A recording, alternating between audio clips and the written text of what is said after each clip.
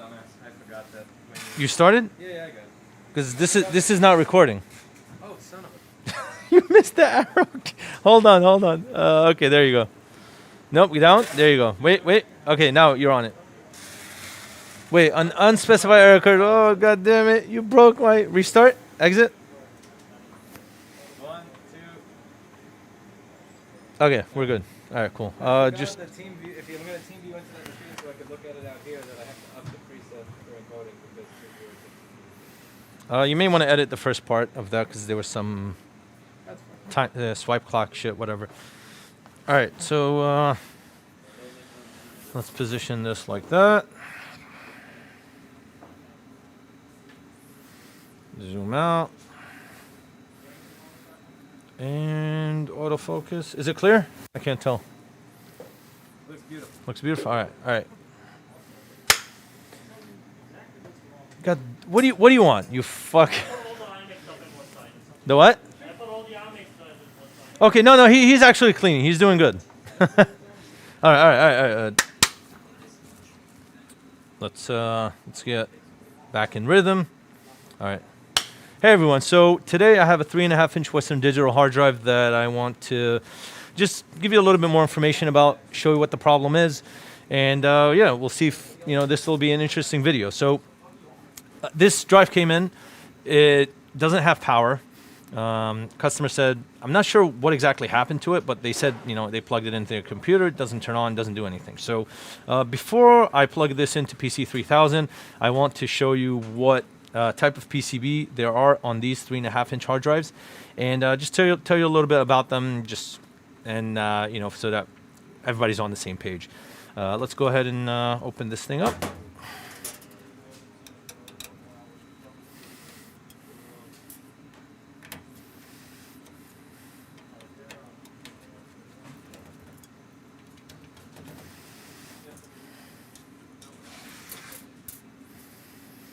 All right, so this is the PCB for the patient hard drive. And as you can see, it does not have a ROM chip. So it does not have the U12 chip, which is where the head adaptives, micro jogs, etc., is stored. And that information is stored in the MCU, which is right here. And that's basically the difference between this PCB and, let's say, this PCB here. So this is a PCB from one of my donors, and as you can see the U12 EEPROM, as Louis would call it, right there.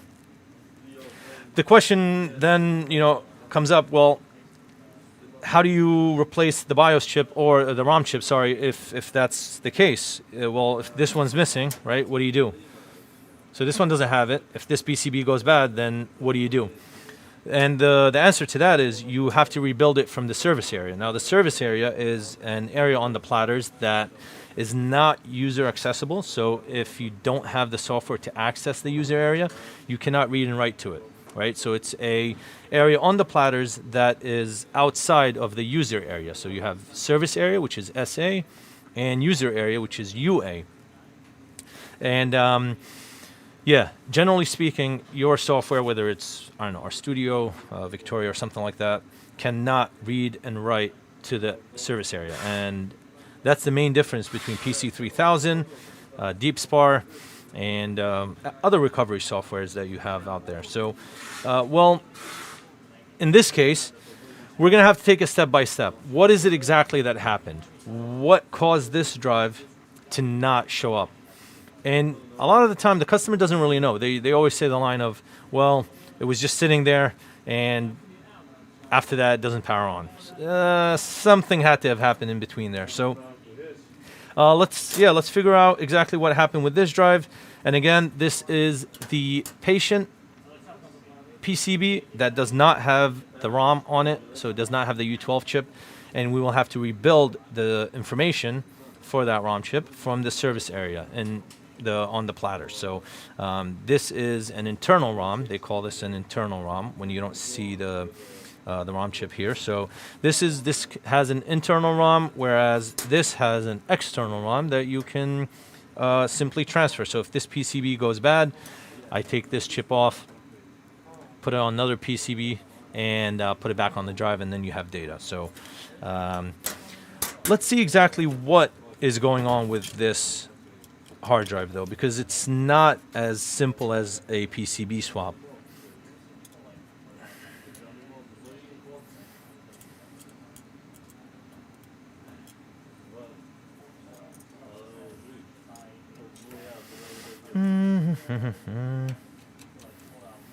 Please tell me you got all that. Okay, good. How did Steve become a data recovery wizard? Let's see. So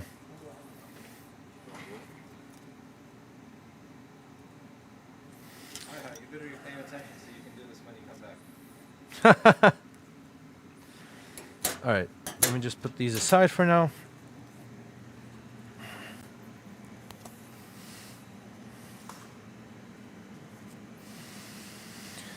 All right, you want to bring the camera over? Is it safe? Well, let me try to... All right, you know what? I don't need to do that. That's fine. Not a big deal. So this is plugged into port 2. Data recovery. I agree, Black.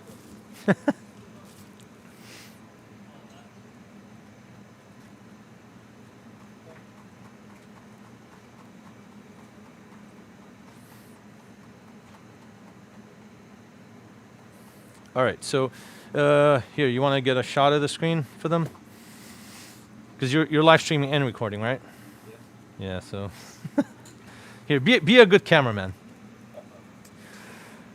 So, this 3.5-inch drive is now plugged into the SATA port 2. And let's see what happens. You get that? And let's see the current that it draws. Get that spike? Yeah. See? So clearly, this has issues. This is shorted. There's a short somewhere or something like that. But let's see what it looks like with the donor that I have here. And this drive is perfectly fine. So let's see the difference in terms of the current draw. So you're plugging in the donor, the one you plan to use as a donor right now? Well, no. So this drive is not approved for what it needs, actually. So it's it needs to go back to the customer for approval. So if you get a image or a picture of the screen here, you see the difference. So this thing, the patient was drawing 2.5 amps, which is insane actually for a drive, whereas Right now. a donor, yeah, The donor, right. yeah, exactly. So half an amp is basically what's average here when it starts up, that is, and then after that it dies to 0.25 amps, give or take. Yes, so 0.25 amps on the 12 volt rail. Well, what's the next step here? You want to put it back there actually, so I can talk. Get a real tripod. Yeah, this is annoying to. That's a piece of shit. No, other way. Yeah. This thing is really tiny. It's tiny and it sucks too. Yeah. There's only 2 feet up. Let me zoom out. So, Steve Cam or Steve Bench Cam? Uh, I'll Steve Cam and then Steve Bench Cam. yeah, Steve Cam. So Steve Cam first and then Bench Cam. I mean, I don't really need to use the Bench Cam anymore. I got the point across, I think. So, generally speaking, we don't really know what happened to this drive that came in, right? So I usually ask the customer, tell them, listen, what happened to this drive? Anything that you can share with me? Any information is useful. Basically, what that program was telling us is that this hard drive, the preamp is shot. There's no way to rescue, this drive or get the data back without replacing the heads. A lot of the time, what happens is they use a external enclosure for a 3.5-inch, and they power it. They power it on with the charger that's not for that enclosure. So whether it's if it's a charger that's 12 volts or something like that, they plug in a 19 volt charger or something like that, or even higher, and that's what causes these things to go out. Now, this hard drive does have a bunch of fuses and TVS diodes that I can show you quickly. So this is the same PCB that we're dealing with. This is just not the patient one. This is one of my donors. And as you see here, there's a fuse. There's a couple of TVS diodes there. But what happened in this case is whatever caused this went straight to the preamp itself. So it went through all of the fuses, the TVS diodes, even through the MCU actually, and it went straight to the preamp on the head stack assembly. This is what the preamp looks like. If you guys did not see the other video,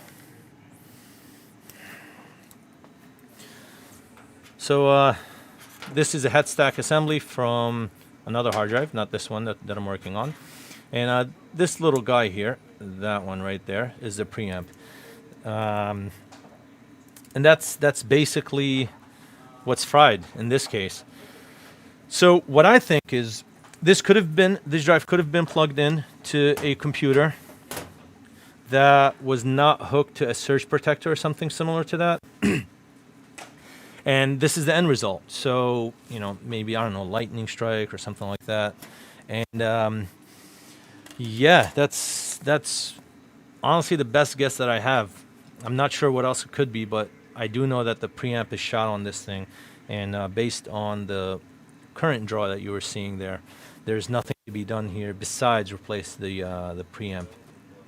And in this case, obviously, it's the head stack assembly. So normally you would build after you put a new PCB on. So this is the patient donor here. I take this, I put it on, and I'm able to read the service area. But I'm not able to read the service area in this case. So I'll quickly just plug in the donor PCB that I have. So you want to make sure that you match the numbers here. That number there.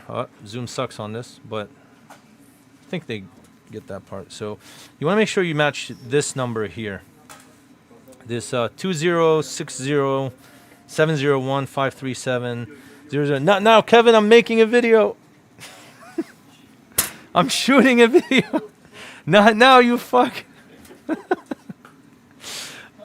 So yeah, you gotta match that number to the donor, which is this. So that was my patient. This is the donor. That's not the donor. You see what you did? You fuck. This is the donor.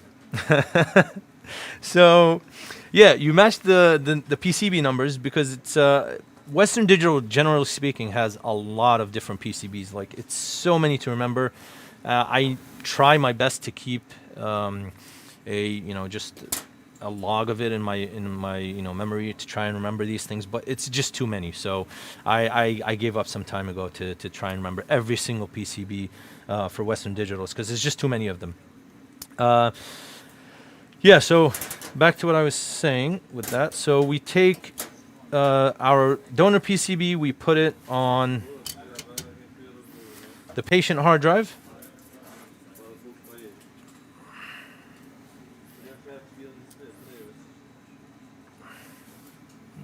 Not that you guys need to see this, but why not?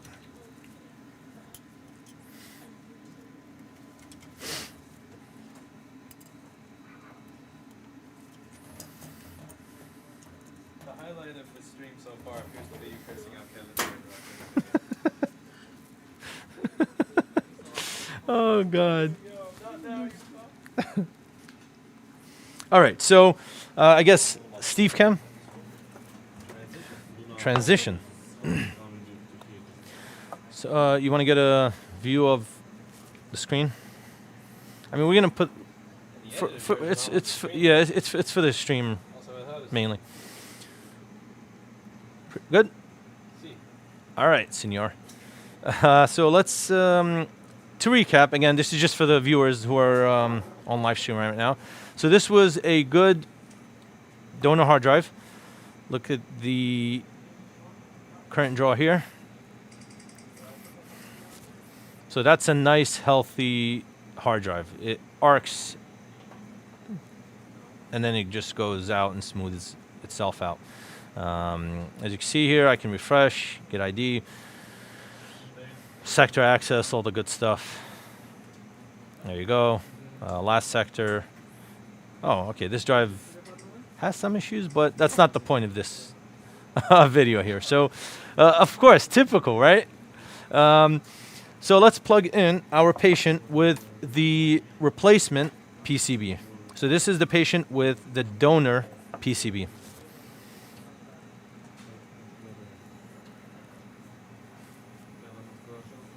Look at that.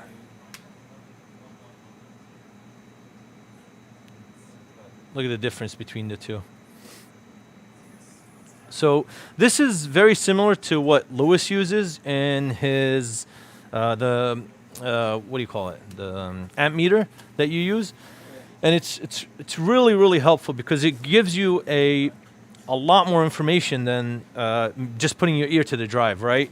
Because there was no way I was gonna notice that this drive did that in terms of the power draw with just listening to it. So I can't hear how much power draw it's taking or how much current or anything like that it's taking. So this is definitely this makes a tech's job a lot easier. And yeah, let's go back to finishing the rest of this, I guess, diagnostics. So cameraman. Need tripod. I know. Yeah, I know. It sucks. Tripod. I think you should put that on the ceiling so it can the stick can rotate. So here, we can do that. Say that too quickly. Is that my credit card on the desk with the number facing up?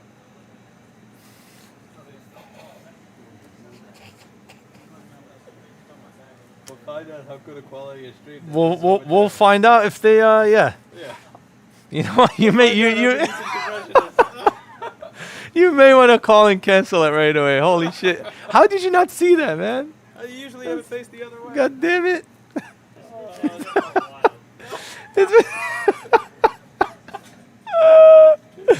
Oh fucking shit! All right, man, that's gold. That's a start. That's absolutely fucking gold.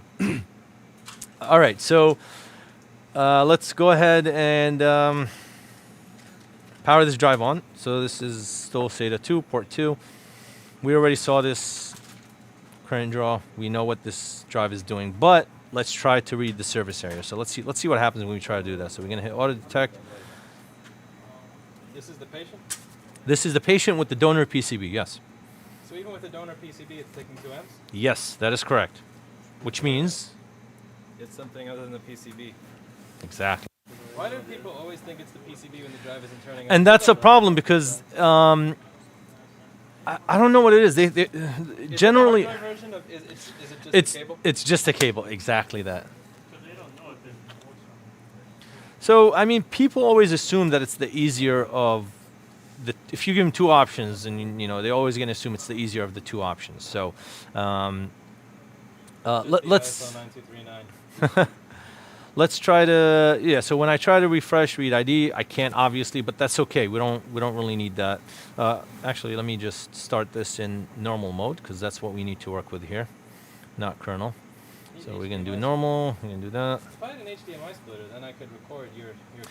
So this is what I was telling you guys about. So we're trying to read where the service area is or starts in this case, and basically we're trying to read the service area because without access to the service area, you do not have access to the user area, and that's very important in data recovery. It's very important actually for people who are starting data recovery. So if we hit this little button that says read service area from the hard drive, we'll take a look and see in the my amp meter, I'm calling this power monitor, whatever you want to call it, it spikes up to 2 amps again, and it keeps spiking up, keeps doing that. So at this point, it's definitely an issue with the head stack assembly itself. To be more specific, it's the preamp that's gone out on here. And yeah, look at all this fluctuation here. by comparison, if I do, let me just quickly cancel this. Let me just here.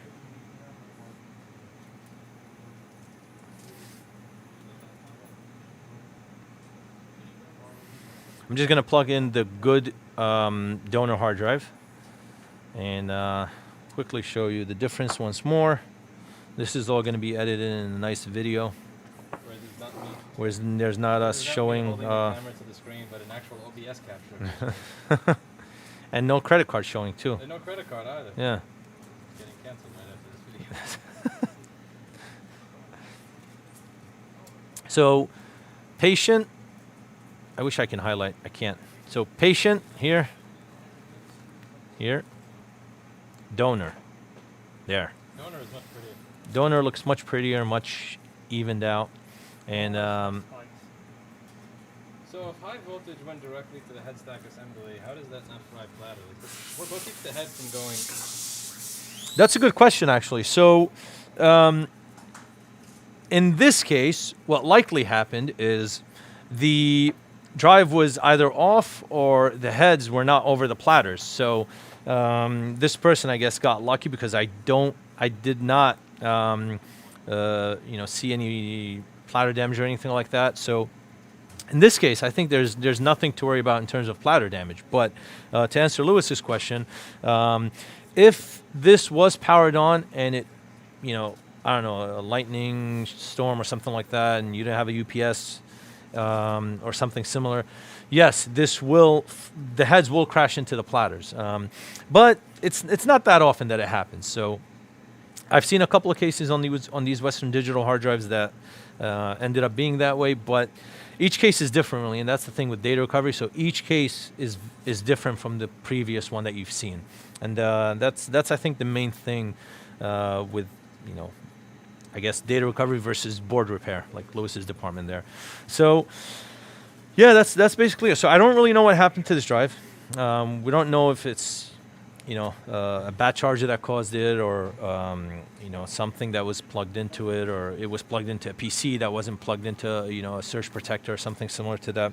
But we do know that the preamp is fried on this thing, and this would have been a bit difficult for technicians who don't have the software that I'm using, the power monitor.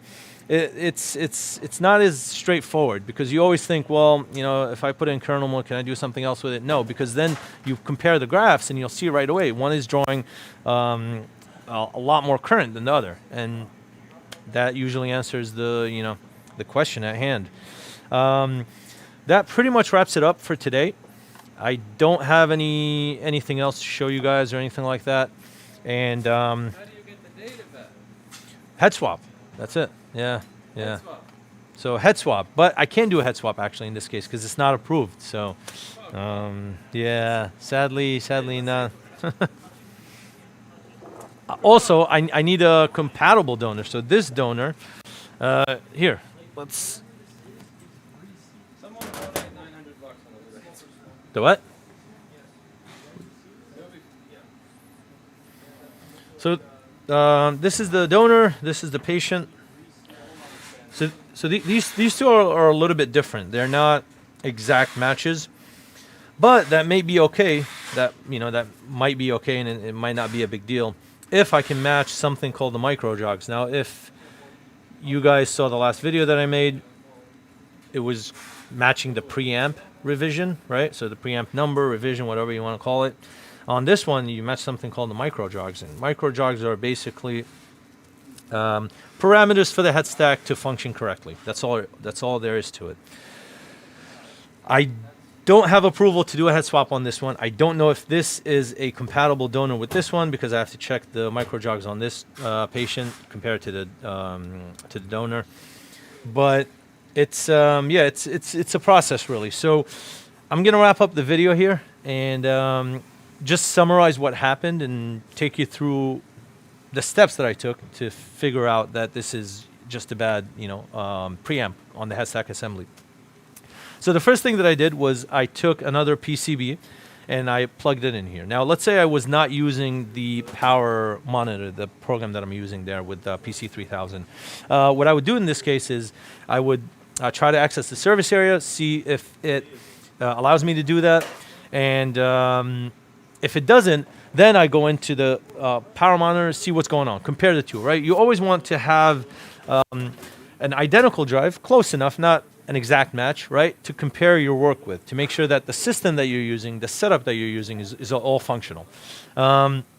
So, and that's actually something that I stick by. I'm very strict when it comes to that. I want to make sure that I have a donor that I can always rely on, that I know works, and that I can use it as a as a base for the whole recovery process. So, yeah, so that's pretty much it. So without the power monitor program, it's a little bit difficult to really get to draw a conclusion that it's for sure the head stack assembly. You can always make an educated guess. It's always going to be, well, it's more than likely that the head stack assembly is bad. But with the power monitor software that I have there from PC3000, it's really convenient, and it gives me a lot more information that you wouldn't otherwise have. So that's, I guess, an essential tool, as Louis would call it there. But yeah, I think I've really touched base on everything here that there is to. Many people are rooting for head replacement. No, I can answer some questions if they have, but not. I can't do a head swap. So I have maybe a minute left or something like that of answering questions, and after that we'll have to end it.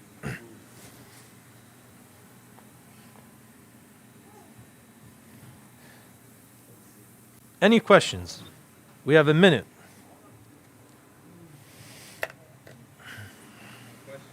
No questions? Anyone? I have a question. Dead stream? Rip? No, Alex. I'm actually serious. So you have the call to do approval for head swaps due to increased cost. Yes, Aaron. I mean, I wouldn't imagine what. Is Louis a good boss? Johnny from. Yes, Zcoin. absolutely. Not. JP says, do you lift, bro? I lift, bro. Indeed. I lift. I actually lift more than Danny over there, but that's another Danielle subject. says, what if head written wrongly on tracks? What if? What if the heads wrote wrong on the tracks? What if the heads wrote wrong on the tracks? Jerry,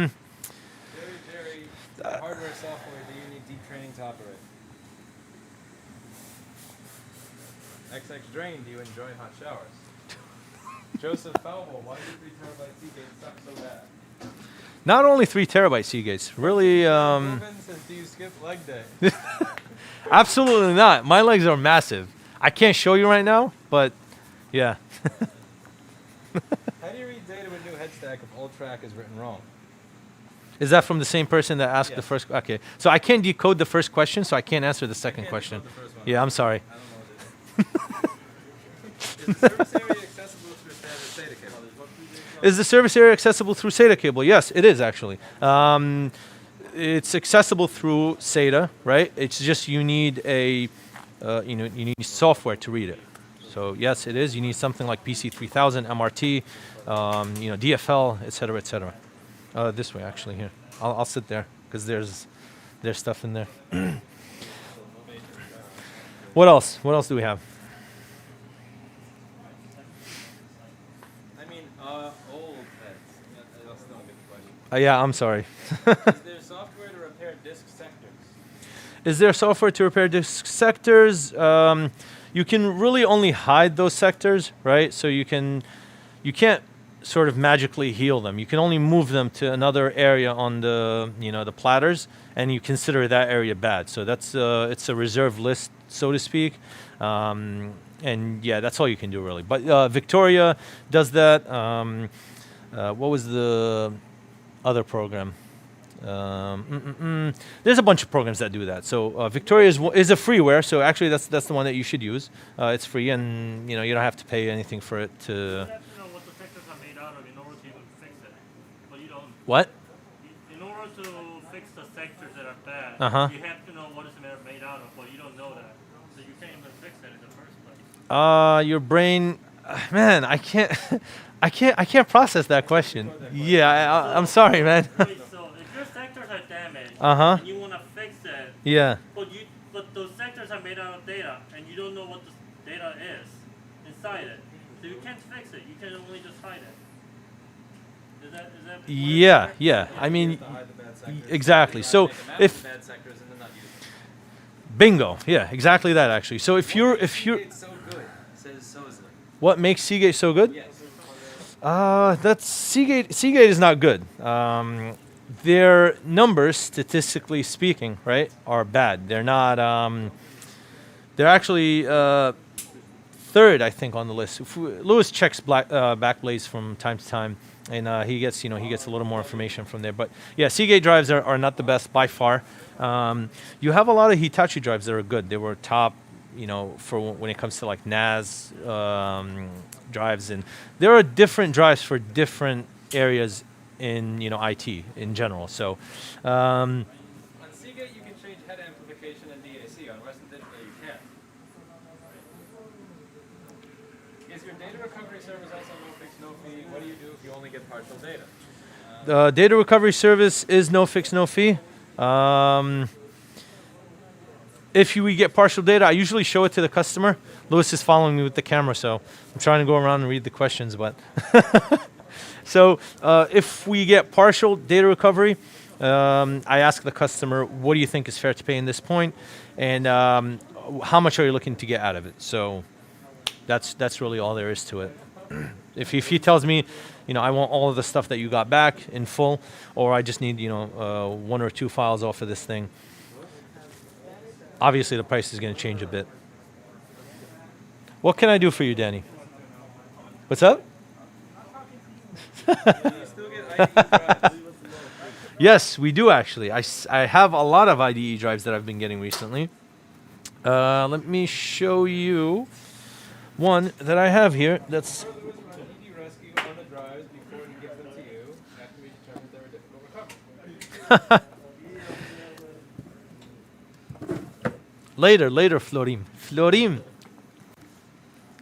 So, this is an IDE drive that I've. You got your first donation. It only took 20 minutes. 32 minutes. Steve is practicing his ability to be an e-thought. Did you see? So this is. The failure mode difference between enterprise rate versus normal? Yes, enterprise has less failure for sure. So SAS drives, generally speaking, are not as bad as your standard, 3.5-inch SATA.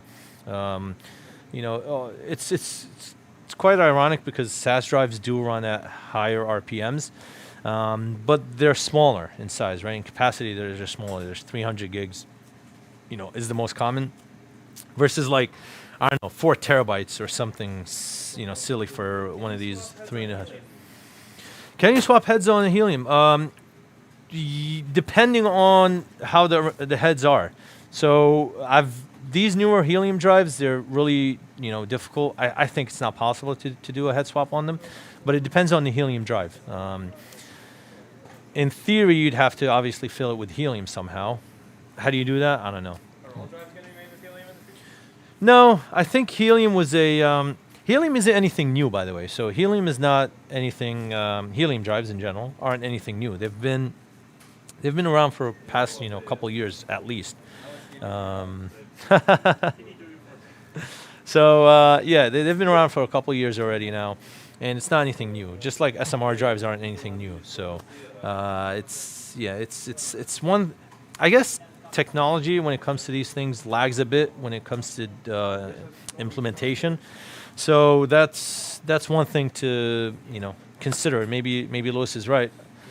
Helium drives will take over, but I can't imagine data recovery on them. But then again, do you really need data recovery when you have so much space?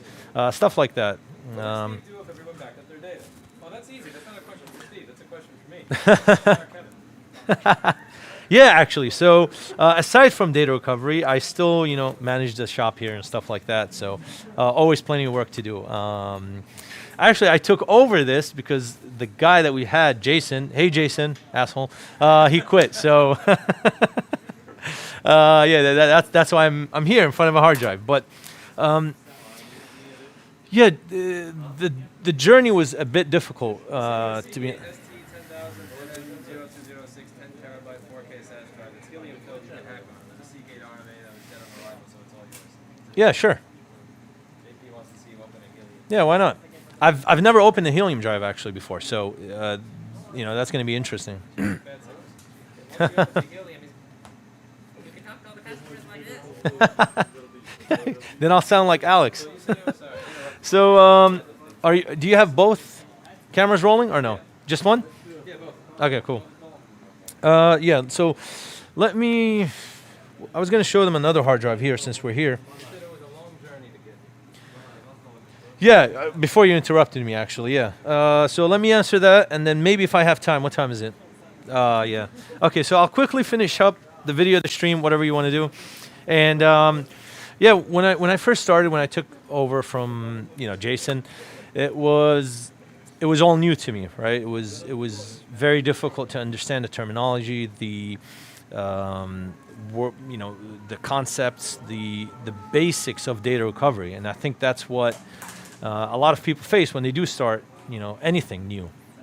So it took a lot of reading, a lot of hours spent trying to understand how things work, how hard drives work, how data in general is written to platters, and yeah, different methods of extraction, stuff like that. So definitely it was a journey. It was not anything that was a breeze or a walk through the park, so to speak. It was something that's that took a lot of time, took a lot of effort, and yeah, definitely not something you can learn overnight. But if you are open to learning, I think that's a great first step forward. It's something that you need to be okay with. You need to be okay with studying a lot of hours, doing a lot of research, doing a lot of drives, opening a lot of drives, stuff like that. So Do you have to lubricate drive bearings ever? older ones, for example, if a bearing's seized, right, on an older drive, you can try to lubricate it, but the easiest thing is to actually do a platter swap, in my opinion. I don't think it's worth it to try and lubricate the bearing and to try to get it running up, up and running that way, especially if you, you can cause a little bit more damage than, good in this case. Generally speaking, if a bearing is seized, you do a platter swap. So you take the platters and you put them in another housing and you get the data that way. That's What percentage of what you recover is data and what percentage of what you recover is porn?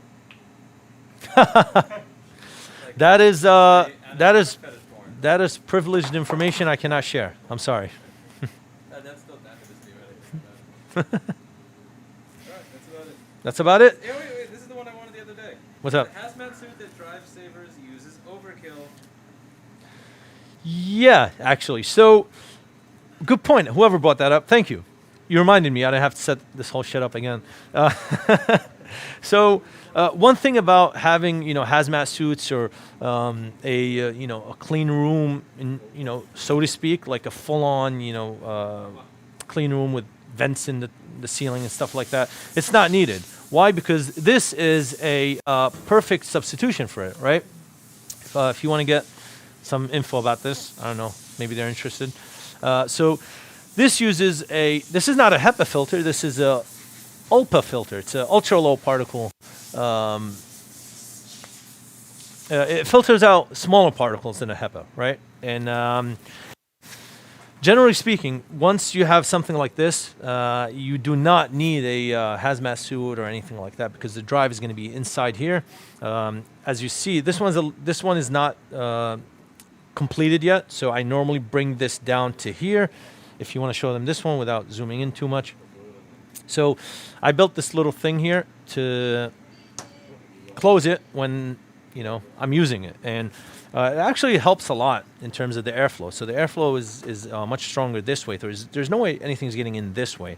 With this, maybe I don't know, some particle does land here, just because the gap is so much bigger than there. So I like to close it maybe about I don't know, 6 inches to here. So. Yeah, you don't need any hazmat suits or anything like that. That's mainly a gimmick to make their clients, whoever's sending drives into them, pay more. There's nothing more to it than that. It's sort of like a reason for them to charge more. Well, we charge you more because we have a lot, more equipment, or we have, a lot more, tools or something like that, or we use these suits or something like that. So it's obviously not needed, and it does not make the job any easier or any more difficult than it is. When they So ask it's you where you work, instead of giving you a price, you know overpriced. They asked $30,000 for a DFL USB cleaner. $30,000. yeah. What's DFL? Dolphin. It's Dolphin Data Recovery's, I guess, PC3000. So it's their hardware software solution. That's about it. That's about it. And as always, Or you or Louis? Oh, what's up? who lifts more, you or Louis? I'm pretty sure me. He does more pull-ups than me, but that's about it. I'm faster. I bench more probably. That's it for today. Here, I'm gonna close it with a. I'm gonna fake in the ticket that this person approved so we can record the rest of it. I'm gonna close it with my line, by the way. Oh, Yeah. So sit close, huh? yeah, my line is gonna be. Ready for it? That's it for today, and as always, enjoy your day.